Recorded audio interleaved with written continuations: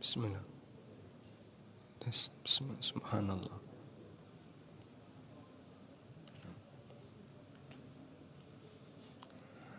Assalamualaikum warahmatullahi wabarakatuh.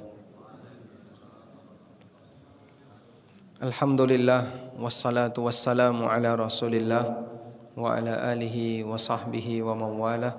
Wa asyhadu an la ilaha illallah wahdahu la syarikalah. Wa asyhadu anna Muhammadan abduhu wa rasuluh. Salawatu rabbi wa salamu alaihi wa ala alihi wa ashabihi wa man sara ala nahjihi wastanna bisunnatihi ila yaumil qiyamah. Alhamdulillah, puji syukur kita haturkan kehadirat Allah Azza wa Jal di kesempatan siang ini di bulan Ramadan. Untuk Selasa yang kedua kita bisa melanjutkan kembali kajian rutin dengan membaca kitab Bulughul Maram. Dan bagi teman-teman yang sedang melaksanakan istirahat siang di Masjid Ulil Albab, kami persilahkan bertahan istirahat sambil mendengarkan kajian. Dapatnya seberapa wallahu a'lam ya. Namun insyaallah kajian ini karena sudah rutin, semoga tidak disebut ganggu istirahat Bapak Ibu sekalian. Baik, kita akan memasuki bab baru setelah menyelesaikan Kitabus Shalah, bab tentang masalah salat. Berikutnya Al-Hafidz Ibnu Hajar akan beralih ke Kitabul Janaiz, bab tentang masalah jenazah. Dan seperti ini umumnya urutan dalam kajian fikih ibadah. Setelah pembahasan fikih thaharah, kemudian fikih salat, berikutnya masuk ke fikih janaiz, fikih masalah jenazah.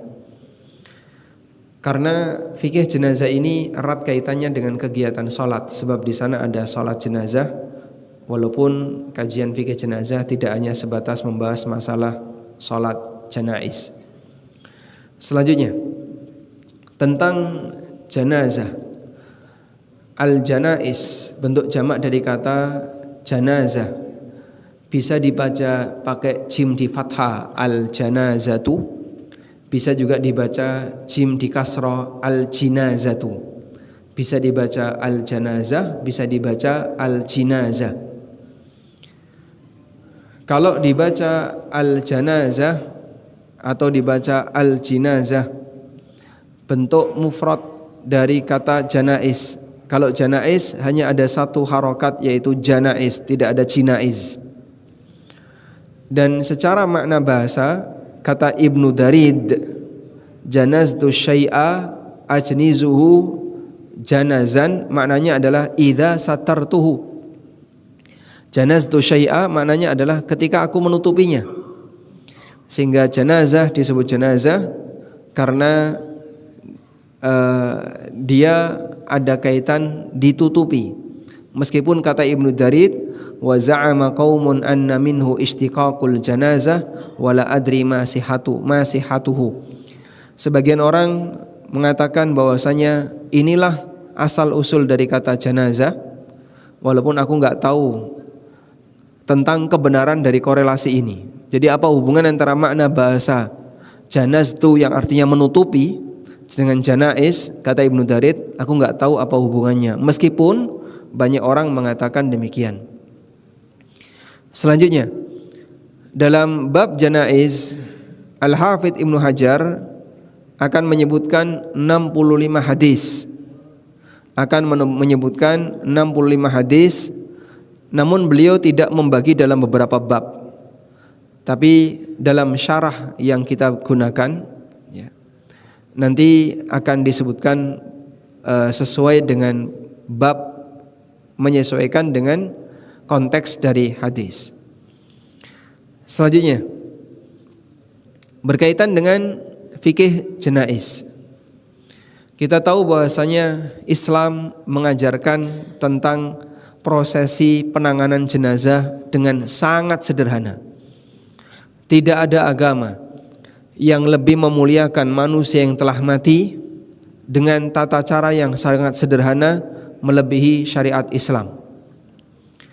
Sehingga Anda bisa bandingkan, kalau ada mayat dibakar, apakah seperti itu termasuk bentuk memuliakan jenazah? Atau ada mayat yang dibuang di bawah pohon, atau ada mayat yang ditaruh di puncak gunung, ada mayat yang ditaruh atau dibuang di sungai, ada mayat yang diapakan lagi, dimakan, diberikan kepada binatang, dan seterusnya. Ini semuanya tidak menunjukkan bentuk memuliakan manusia. Allah Subhanahu wa ta'ala memuliakan manusia dengan cara dikubur dalam tanah. Allah Subhanahu wa ta'ala berfirman, "Tsumma amatahu fa'aqbarah." Tsumma amatahu fa'aqbarah. Kemudian dia mematikan manusia, fa'aqbarahu, dan dia menguburkan manusia. Sehingga yang mengajarkan manusia untuk menguburkan manusia mati adalah Allah Subhanahu wa ta'ala. Pada waktu Qabil membunuh Habil, dia enggak tahu apa yang harus dia lakukan terhadap jenazah saudaranya. Maka dia gendong jenazah saudaranya ini kemana-mana. Ada yang menyebutkan sampai sekian puluh tahun, bahkan ada yang menyebutkan sampai ratusan tahun dia gendong jenazah Habil setelah dia bunuh. Faba'athahu Allahu ghuraban yabhathu fil ardi liyuriyahu kaifa yuwari sawata akhi. Lalu Allah Subhanahu wa ta'ala mengirim ghurab, burung gagak. Di zaman Nabi Adam sudah ada burung gagak. Yabhathu fil ardi, yang keliling di muka bumi, liyuriyahu kaifa yuwari sawata akhi, untuk memberitahu kepada Qabil kaifa yuwari sawata akhi, bagaimana cara untuk menguburkan mayat saudaranya. Sehingga ada gagak yang membawa gagak mati, gagak yang masih hidup membawa gagak bangkai. Lalu gagak yang masih hidup ini eker-eker tanah, dia menggali tanah, kemudian memakamkan gagak yang sudah mati tadi.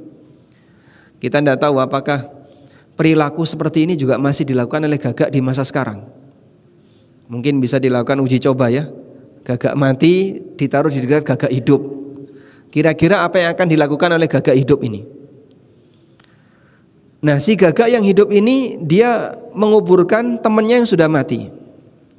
Qala a'ajaztu an akuna mithla hadzal ghurab fa uwariya sawata akhi.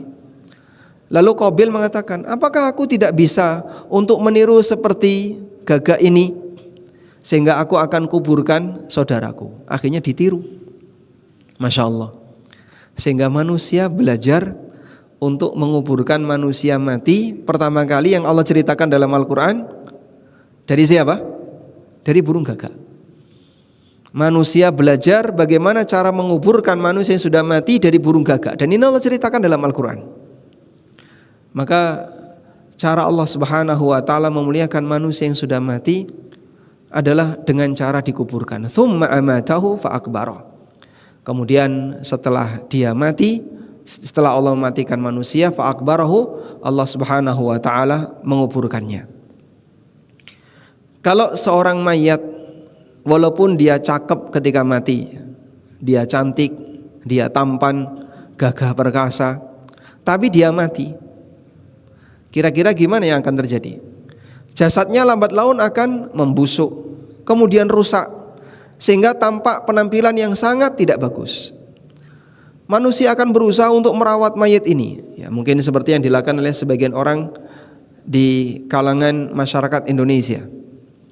Ada mayat yang ditaruh di depan rumahnya, dikasih aneka obat-obatan, gimana caranya biar mayat ini tidak rusak jasadnya, tapi tetap rusak. Sehingga yang dulu cakep, sekarang tinggal penampakan tengkorak dibungkus kulit. Penampilannya sangat menakutkan. Bayi-bayi juga seperti itu, yang dulunya lucu sebelum dia mati dia lucu, begitu dia sudah mati lama-lama jadi jelek.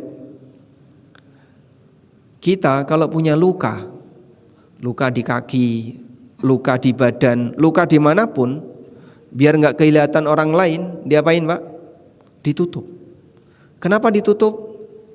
Karena nggak bagus untuk ditampakkan.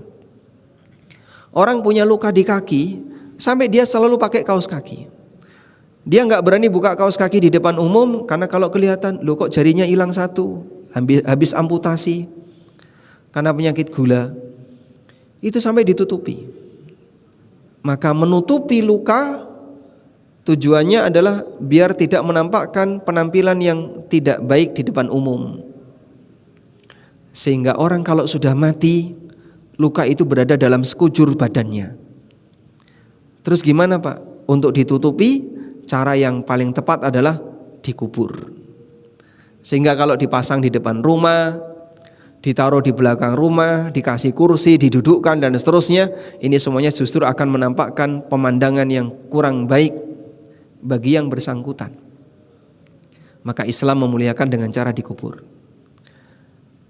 Agama yang lain ada yang mengajarkan dibakar, ada yang mengajarkan dipotong-potong kemudian dikasihkan binatang, ada yang mengajarkan dibuang di sungai, ada yang ditaruh di bawah pohon dan seterusnya.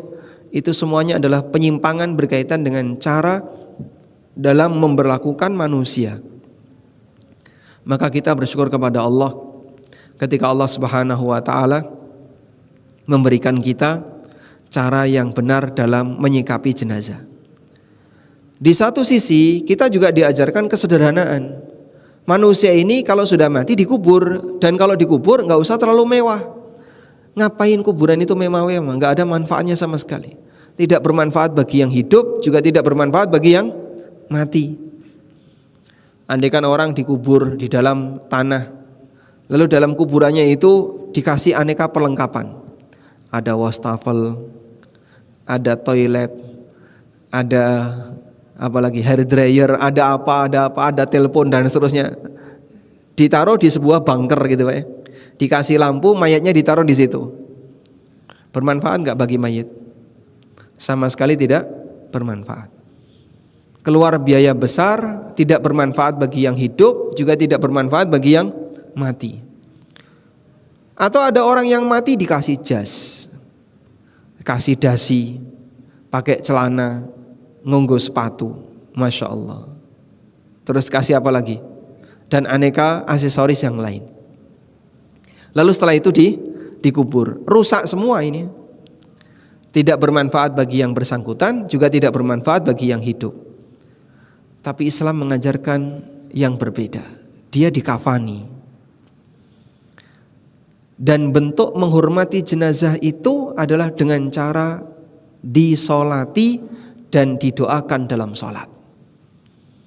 Masya Allah, dalam situasi itulah seorang mukmin melepas saudaranya mukmin yang lain yang telah meninggal dengan cara dia dikafani dan disolati. Doa baik inilah yang bermanfaat bagi yang bersangkutan.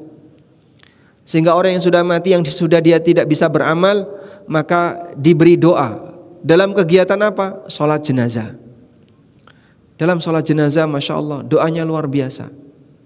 Kalau bisa teman-teman para mahasiswa hafal.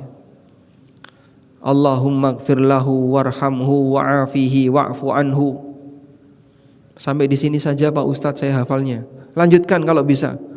Katanya pendek saja yang penting ikhlas. Panjang ikhlas juga lebih bagus. Wa akrim nuzulahu wa wasi' mudkhalahu waghsilhu bil ma'i wath thalji wal barad. Wa naqqihi minal khataya kama yunaqqa thawbul abyadu minad danas. Allahumma abdillahu daran khairan min darihi wa ahlan khairan min ahlihi wa zawjan khairan min zawji. Allahumma adkhilhul jannah wa a'idhu min adzabin fin nari wa adzabin fil qabr. Jamaah umrah saat sholat jenazah di Masjidil Haram atau di Masjid Nabawi itu bingung. Itu kok imamnya di takbir yang ketiga panjang sekali, nggak takbir-takbir. Kalau di Indonesia kan takbir pertama Fatihah, takbir kedua sholawat, takbir ketiga pendek saja. Allahumma gfir lahu warhamhu wa'afihi wa'fu anhu, Allahu Akbar. Sementara di Masjidil Haram, di Masjid Nabawi panjang sekali. Pak Ustadz itu mau coba Pak Ustadz. Terus kita ajarkan yang panjang tadi. Wah kepanjangan nih. Dan masih banyak orang Indonesia yang gak paham doa ketika sholat jenazah dengan versi panjang. Padahal ini kan kesempatan terakhir bagi dia untuk mendoakan mayit. Kalau kamu ingin memuliakan mayit, doakan dia dengan doa yang banyak, karena dia sangat butuh doa. Tapi hafalnya cuma yang pendek. Ya kalau bisa hafalkan yang panjang. Wah, itu nggak bisa. Ya harusnya bisa. Sehingga bila perlu jadikan sebagai kurikulum kampus Islam atau sekolah-sekolah Islam, sehingga pemuda-pemuda Islam, kaum muslimin, mereka tahu bagaimana cara mendoakan mayit dengan doa versi panjang. Makin panjang, makin banyak doa yang bisa kita berikan kepada yang bersangkutan. Dan di masyarakat kita, mendoakan jenazah ini memang kurang begitu dioptimalkan, sehingga kegiatan ketika sholat jenazah itu pendek. Sudah selesai salam sholat jenazah, Pak Kaum ngimami doa, kan dia berdoa ya. Selesai salam sholat jenazah. Lebih panjang mana? Doa setelah sholat jenazah atau sebelum sholat jenazah? Atau ketika sholat jenazah? Setelah sholat jenazah, panjang sekali. Loh, tadi saat sholat jenazah kok pendek banget. Setelah sholat jenazah kok doanya panjang. Dan saya mencoba untuk mendengarkan apa sih yang dibaca dalam doa setelah sholat jenazah. Itu lebih banyak doa untuk yang hidup daripada yang mati. Ya, misalnya doa Rabbana hablana min azwajina wa dzurriyyatina qurrata a'yun waj'alna lil muttaqina imama. Kemudian Rabbana atina fid dunya hasanah. Doa-doa yang sifatnya untuk orang yang hidup. Ya, seperti paket-paket doa dalam acara-acara kenduren. Wah, ini salah tempat kalau kayak gini. Sah-sah saja orang banyak berdoa untuk kepentingan pribadi, tapi di momentum ketika mensolati jenazah, seharusnya sholat untuk jenazah lebih panjang doanya. Inilah bentuk hadiah terakhir yang bisa kita berikan kepada jenazah. Maka kalau bisa dioptimalkan, sehingga kita ajarkan kepada kaum muslimin yang mendoakan jenazah agar mereka menghafal doa versi panjang. Ada juga kalau jenazahnya anak kecil yang belum balik, yaitu beda dengan doa yang sudah dewasa. Mayit yang sudah dewasa dengan mayit anak kecil itu beda. Dan di Masjid Nabawi, di Masjidil Haram, pengumumannya kan beda. As-salatu 'alal atfal, itu berarti jenazahnya anak kecil. As-salatu 'alal atfal, as-salatu 'alal amwati wal atfal. Nah, seringkali seperti itu. Kita perlu tahu gimana cara mendoakan jenazah anak kecil, karena beda redaksi. Insya Allah nanti akan kita bahas. Sebab anak kecil nggak punya dosa. Mereka kalaupun berbuat salah tidak terhitung sebagai dosa, maka tidak ada doa untuk anak kecil yang bentuknya Allahumma gfir lahu warhamhu, karena dia tidak punya dosa. Yang didoakan orang tuanya. Dan anak kecil ini didoakan agar menjadi simpanan yang baik bagi orang tuanya. Baik.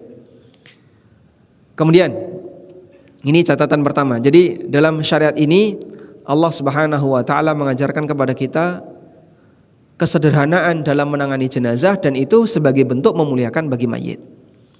Maka ajaran syariat Islam berkaitan dengan masalah menangani jenazah ini pertengahan di antara dua kelompok ekstrim. Yang satu kelompok ekstrim yang tidak menghormati jenazah. Ada yang bakar jenazah, ada yang buang jenazah di sungai. Ini tidak menghormati jenazah. Yang kedua kelompok ekstrim yang terlalu berlebihan dalam menyikapi jenazah, sehingga mayat dikubur dengan aneka kuburan yang mewah.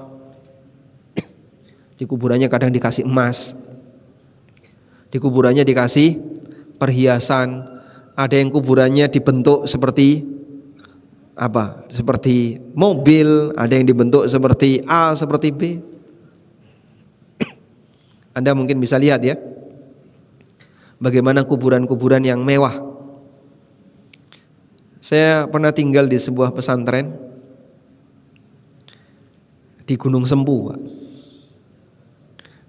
Nah, di sebelah selatan pesantren itu ada kuburan dengan aneka bentuk-bentuk yang mewah itu, Pak. Ada yang bentuknya mobil, ada yang bentuknya rumah-rumahan, ada yang bentuknya aneka bentuk-bentuk yang mewah.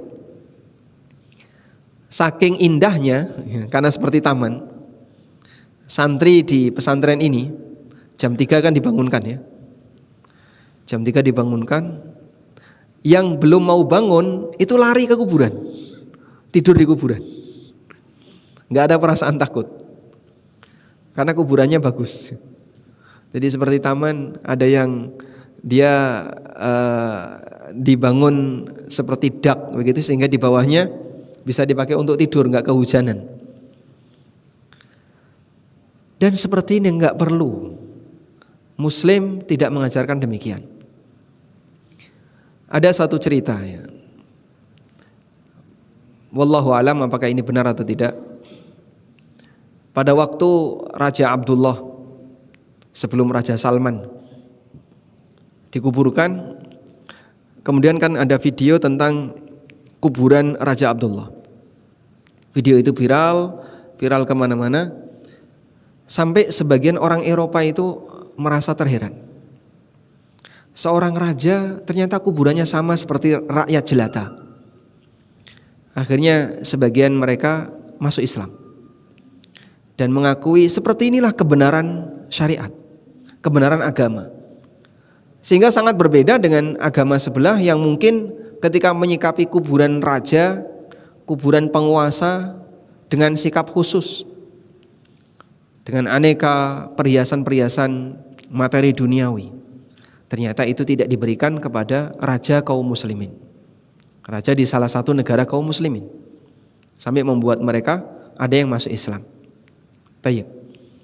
Selanjutnya, berkaitan dengan masalah jenazah dan masalah orang mati, ini kan banyak sekali keyakinan berseliweran di masyarakat yang itu berangkat dari budaya. Berangkat dari budaya. Banyak sekali Pak. Apalagi orang Jawa. Budaya masyarakat Jawa ini banyak sekali mengajarkan aneka keyakinan-keyakinan berkaitan dengan orang mati. Sehingga kalau kita ngikuti bagaimana budaya orang Jawa dalam memakamkan jenazah, itu kan ada banyak uborampe Pak. Ada tumbak, ada obor, ada sawuran, ada degan, ada ABC, dan ada payung dan seterusnya. Dan mereka punya keyakinan kalau ini tidak ada, nanti akan berefek seperti ini. Ya, sebagai contoh misalnya ya, kalau sampai pocongnya kafan itu tidak dibuka, manakah nanti pocong ini akan gentayangan, terus menakut-nakuti orang karena talinya belum dibuka. Mungkin Anda pernah dengar keyakinan seperti itu. Dari mana keyakinan konyol seperti ini muncul?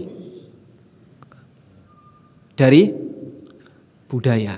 Jadi pemahaman yang tersebar di masyarakat, asal usulnya nggak jelas, tapi kata orang jarine wong tua kayak gitu. Saya sebagai orang Jawa, sebagaimana Bapak Ibu sekalian yang orang Jawa mungkin sangat mengenal dengan istilah keyakinan jarine simbah dhisik kaya ngono. Atau misalnya orang kalau sudah mati maka arwahnya akan pulang ke rumah selama 40 hari. Loh, dari mana kamu tahu? Jarine kaya ngono. Sehingga akidahnya berasal dari jarine dan jarine. Itu kalau dikumpulkan ya, bisa jadi buku Al-Aqidah Al-Jariniyah. Kumpulan akidah jarine. Jarine kabeh jarine. Keyakinan kok jarine itu Mas. Ini konyol semua keyakinan jarine kayak gitu. Kemarin ada salah satu jamaah yang sempat tanya, Pak, kami mau memindahkan makam atau apa begitu. Itu juru kuncinya minta syarat, harus nyembelih kambing, kemudian disedekahkan kepada masyarakat satu kampung, lalu nanti ada acara ini, acara ini. Kalau tidak gimana? Kalau tidak leluhur akan marah. Leluhur marah itu rupanya pripun, Pak? Kebayang nggak leluhur marah itu bentuknya kayak gimana? Oh, nanti akan ada gempa bumi. Ini kan keyakinan kesyirikan. Leluhur siapa yang bisa menciptakan gempa bumi? Akan ada tsunami, akan ada apalagi gunung meletus. Yang bisa mengendalikan alam adalah Allah. Kalau sampai ada orang punya keyakinan, berani meyakini leluhur ketika marah maka alam akan dirusak sama leluhur, maka ini sama dengan keyakinan syirik. Dan itu cacat dalam tauhid berkaitan dengan tauhid rububiyah. Masih banyak orang Jawa yang punya keyakinan kayak gitu. Tolong jelaskan kepada kita, leluhur kalau marah itu bentuknya kayak gimana? Ya nanti nempeleng kamu. Gimana leluhur nempeleng kita? Kalau orang hidup marah, ya, jenengan misalnya ya, bapak dimarahi sama orang tua, kira-kira gimana Pak? Mungkin orang tua akan membentak kita, atau mungkin memukul kita, atau memberikan hukuman denda kepada kita. Itu mungkin. Orang hidup marah kepada orang hidup yang lain. Orang mati marah kepada yang hidup, itu bentuknya gimana? Tolong jelaskan bagaimana cara leluhur marah itu. Bingung dia. Berarti kan enggak ada. Wong kamu sendiri juga enggak ngerti bentuk leluhur marah itu kayak gimana. Tapi diyakini, dari mana keyakinan itu ada? Jarini. Itulah tadi ya, efek dari al-aqidah al-jariniyah. Bentuk akidah yang berasal dari jarini dan jarini. Nah, kalau orang enggak belajar akidah yang benar dalam masalah agama, nanti salah satu di antara efeknya adalah keyakinannya dipengaruhi oleh jarini-jarini tadi. Berbudaya itu boleh, tapi jangan jadikan budaya sebagai agama yang mempengaruhi ideologi dan keyakinan manusia. Saya punya budaya sebagaimana Anda juga punya budaya, tapi tidak sampai pada tingkatan menjadikan budaya sebagai latar belakang beragama. Sehingga meyakini agama itu meyakini sesuatu ideologi tertentu berdasarkan budaya. Adanya aneka jarine-jarine tadi kita buang semuanya, itu mitos. Nah, gerakan Muhammadiyah dulu ketika didirikan, salah satu di antara program besarnya kan membersihkan yang seperti ini. Sehingga Muhammadiyah punya jargon anti TBC. Ini salah satunya adalah dalam rangka untuk membersihkan akidah jarine-jarine tadi, yang itu banyak tersebar di masyarakat. Maka kita ajarkan kepada masyarakat keyakinan yang bersumber dari jarine dan jarine ini kalau bisa dibuang, jangan pernah ada. Dan Nabi SAW ketika beliau membersihkan pemahaman tauhid di masyarakat, beliau hilangkan itu akidah jarine, seperti keyakinan sial, kemudian keyakinan tentang adanya sesuatu yang ini sebagai perwujudan berhala.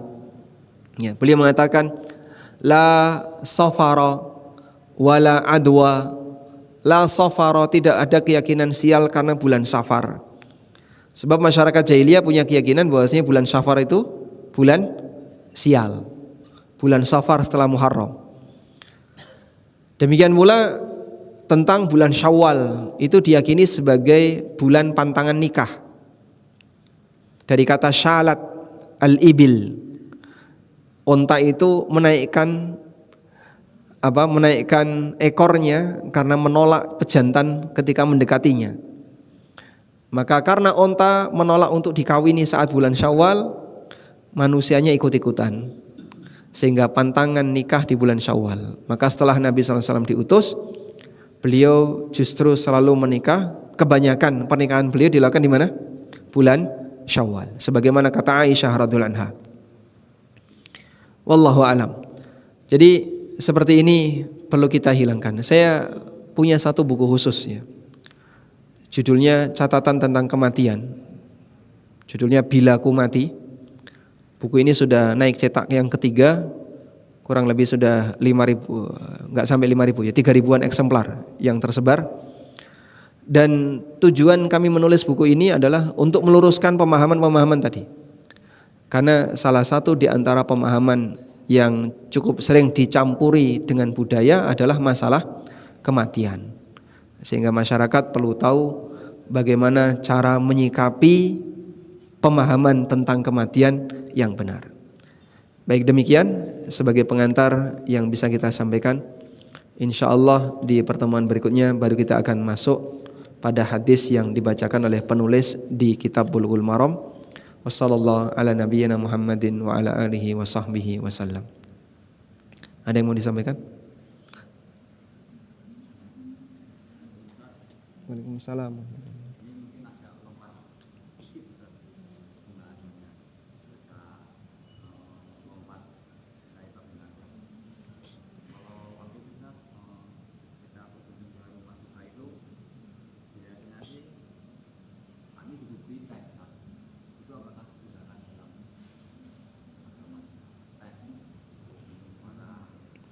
Saat takziah disuguhi teh atau snack, boleh diminum, boleh dimakan enggak?